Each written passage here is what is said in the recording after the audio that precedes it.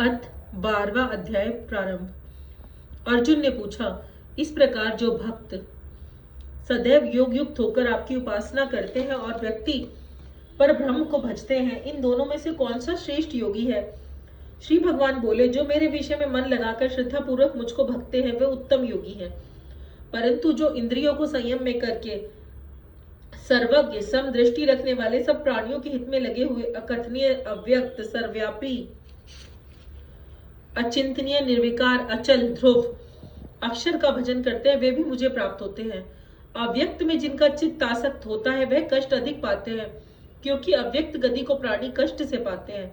हे पार्थ, जो प्राणी सब कर्मों को मेरे अर्पण करके मेरी शरण में आकर अनन्य भक्ति से मेरा ध्यान करते और पूछते हैं, उन शरण में आए हुए भक्तों को मैं थोड़े ही समय में मृत्यु युक्त संसार से उद्धार कर देता हूं।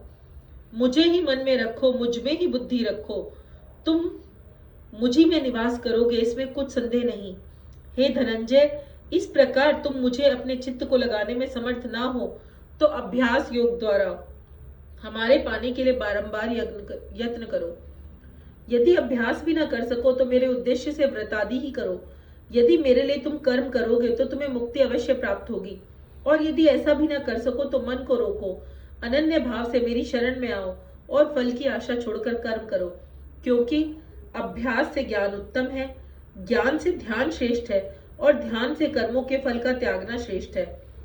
त्याग से शांति की प्राप्ति होती है, जो किसी द्वेष नहीं करता, जो सबका मित्र है, दयाधारी है, ममता और अहंकार जिसमें नहीं है, जो सुख को समान जानता है, क्षमावान है, संतोषी है, स्थिर चित्त, इंद्रियों को वश में रखता है, दृढ़ निश्चयवान है, और जिसने अपना मन और बुद्धि मुझ में लगाए हुए हैं, ऐसा मेरा भक्त मुझे प्रिय है, जिसमें न लोगों का भय है, न जो लोगों से डरता है, न जो ऐसा हर्ष, ईर्ष्या, दुष्टों से भय विषाद रहित है।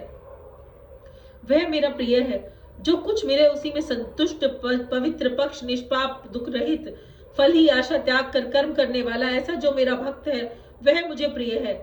जो लाभ से प्रसन्न ना हो, जो किसी से द्वेष ना करे, इष्ट पदार्थ के नष्ट होने से दुखी ना हो, जो किसी वस्तु की इच्छा ना करे, शुभ अशुभ दोनों का त्यागी भक्त मेरा परम प्रिय है। जिसको शत्रु और मित्र, मान अपमान, सर्दी गर्मी, सुख दुख समान है, जो वासना से रहित है, जो निंदा और स्तुति को समान जानता है, और जो मुझे मानकर इस अमृत के समान कल्याणकारक धर्म का आचरण मेरे उपदेशानुसार करते हैं, वो मुझे अत्यंत प्रिय है। जय श्री कृष्ण।